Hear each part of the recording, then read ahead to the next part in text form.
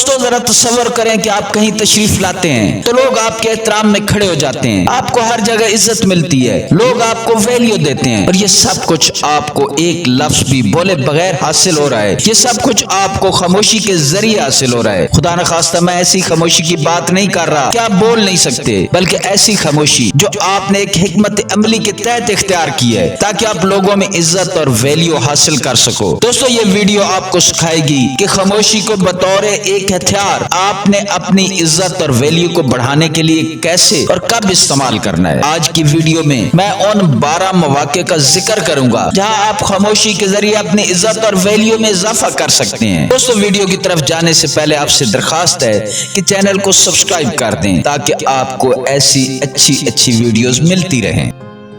Number 1، اپنی ساکھ بنانے کے لیے خاموشی کا استعمال کریں۔ کسی بھی انسان کی ساکھ اس کی عزت کی بنیاد ہوتی ہے، اور خاموشی ساکھ بنانے کا ایک حیرت انگیز طریقہ ہے۔ آپ کو ان چیزوں کے بارے میں خاموش رہنا چاہیے جن کے بارے آپ کا علم کم ہے یا آپ کا علم زیادہ قابل اعتماد نہیں۔ جس چیز کا آپ کو علم نہیں اس کے بارے میں خاموش رہنے اور دوسروں سے سیکھنے سے آپ کی ساکھ اور علم میں اضافہ ہوتا ہے۔ نمبر 2، اپنی دانائی کے اظہار کے لیے خاموشی کا استعمال کریں۔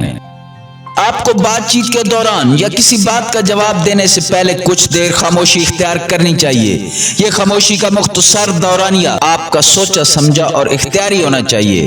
اس سے لوگ آپ کی طرف متوجہ ہو جائیں گے اور نفسیاتی طور پر وہ آپ کی بات کو وزن دیں گے، کیونکہ ان کے خیال میں آپ بہت سوچ سمجھ کر اور الفاظ کو تول کر بول رہے ہیں۔ یہ اس بات کو ظاہر کرے گا کہ آپ ایک عقل مند اور دانا انسان ہیں جو ہر لفظ سوچ کر بولتا ہے۔ نمبر 3، صبر کی علامت کے طور پر خاموشی کا استعمال۔ ایسے حالات میں جہاں لوگ بہت جلدی بول پڑتے ہیں اور اپنا رد عمل دیتے ہیں، وہاں آپ خاموش رہ کر اپنے صبر کا اظہار کر سکتے ہیں۔ آپ خاموش رہ کر پیغام دے سکتے ہیں کہ آپ کو رد عمل میں جلدی نہیں ہے اور میرا رد عمل سوچا سمجھا ہوگا۔ یہ بات لوگوں کو آپ کے احترام پر مجبور کر سکتی ہے۔ نمبر 4، گفتگو میں طاقت پیدا کرنے کے لیے خاموشی کا استعمال۔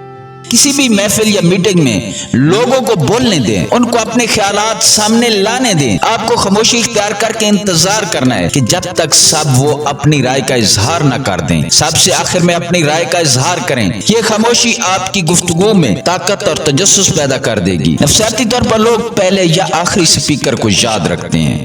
نمبر 5، خاموشی کے ذریعے اعتراف کرنا۔ کسی بھی غلطی یا کوتاہی کا خاموشی کے ذریعے اعتراف ایک بہترین طریقہ ہے۔ زبانی اعتراف میں انسان غلطی یا کوتاہی کے کئی جواز پیش کرنے کی کوشش کرتا ہے جو کہ حالات کو مزید بگاڑنے کا سبب بن جاتے ہیں۔ ایسے موقع پر آپ کی خاموشی ایک باعزت اعتراف ہوتا ہے جو سامنے والے کو مشتعل ہونے سے روک دیتا ہے۔ نمبر 6، ناراضگی کے لیے خاموشی کا استعمال۔ ایسے موقع پر جب کوئی آپ کی حد کراس کرتا ہے یا شعوری طور پر کوئی آپ کو مشتعل کرنا چاہتا ہے تو آپ اس پر زبانی ناراضگی کے بجائے خاموشی کے ذریعے اظہار کریں، جو دوسرے شخص کو اپنے عمل کے بارے میں سوچنے پر مجبور کر دے گا، کیونکہ خاموشی ایک خلا پیدا کرتی ہے اور جب تک وہ خلا پر نہیں ہوگا سامنے والا بے چینی محسوس کرے گا، اس لیے جلد وہ آپ سے معافی مانگنے پر مجبور ہوگا۔ نمبر 7، اپنی اتھارٹی کو قائم رکھنے کے لیے خاموشی کا استعمال۔ اگر آپ کسی عہدے پر ہیں تو آپ کو اپنی ٹیم اور اپنے ارد گرد کے افراد پر اپنا کنٹرول برقرار رکھنے کے لیے بولنا ضروری ہے۔ وہیں آپ خاموشی کو بھی اپنے کنٹرول کو مؤثر رکھنے کے لیے استعمال کر سکتے ہیں۔ بہت دفعہ آپ کی خاموشی کنفلکٹ کو پیدا ہونے سے روک سکتی ہے، کنفلکٹ کو بڑھنے سے روک سکتی ہے۔ آپ کی خاموشی لوگوں کو متجسس رکھ سکتی ہے کہ آپ کا اگلا قدم کیا ہو سکتا ہے۔ نمبر 8، گفتگو کے دوران ٹوکے جانے پر خاموشی کا استعمال۔ گفتگو کے دوران جب کوئی آپ کی بات کاٹ کر بولنا شروع کرتا ہے تو بہت ہی شرمندہ اور مشتعل کرنے والی بات ہوتی ہے۔ ایسے موقع پر بات کو جاری رکھنا یا مشتعل ہو جانا دونوں آپ کی عزت و وقار کے منافی عمل ہو سکتے ہیں، جبکہ خاموشی اختیار کر کے آپ دوسرے شخص کو بات مکمل کرنے دیں اور پھر دوبارہ اپنی بات جاری کر کے اپنی گفتگو پر کنٹرول حاصل کر سکتے ہیں۔ آپ کی خاموشی دوسرے شخص کے لیے یہ پیغام ہوگا کہ وہ اب آپ کی بات بھی سنیں۔ نمبر 9، दूसरों को बोलने का मौका देने के लिए खामोशी का इस्तेमाल। किसी मीटिंग या महफिल में आप खामोश रहकर दूसरों को अपने ख्यालात के इजहार और इनपुट देने का मौका देते हैं तो ये आपकी इज्जत और वकार में इजाफा करता है। आप ऐसे शख्स के तौर पर जाने जाते हैं जो दूसरों की बात खामोशी से सुनता है और उनके ख्यालात की कदर करता है। आप सिर्फ अपनी बात नहीं सुनाते बल्कि दूसरों की बात सुनते भी हैं। नंबर 10, तौहीन के जवाब में खामोशी। जब कोई शख्स तौहीन अमेज बात करता है या कोई गलत तबसरा करता है तो आप उसका जवाब खामोश रह कर दे सकते हैं। ये आपका अमल एक अक्लमंद इंसान के तौर पर देखा जाता है। अब छोटी और गैर मुतल्लका बातों में नहीं उलझते और अपना फोकस अपने काम पर रखते हैं। आपकी खामोशी दूसरे शख्स को शर्मिंदा कर देगी और वो आपसे माफी मांगने पर मजबूर होगा। नंबर 11, तहरीरी जवाबात में खामोशी का इस्तेमाल। आजकल के सोशल मीडिया दौर में ज्यादातर पैगामात डिजिटल फॉर्मेट में दिए जाते हैं जिनमें ईमेल्स और दूसरे सोशल मीडिया प्लेटफॉर्म्स शामिल हैं। आप अपने पैगामात के जवाबात में थोड़ा डिले करके उनको ज्यादा मीनिंगफुल बना सकते हैं क्योंकि आज हर कोई जल्दी में है और हर बात का जवाब जल्दी में चाहता है। आप अपने जवाब में डिले करके उनको अपने पैगाम के लिए ज्यादा शिद्दत से मुंतजिर कर सकते हैं और वो आपके पैगाम को ज्यादा सीरियस भी लेंगे। यह अमल आपके इज्जत व वकार में इजाफा करेगा, ज़ाहिर करेगा कि आप एक मसरूफ आदमी है। नंबर 12, अपने हदूद को कायम रखने के लिए खामोशी का इस्तेमाल।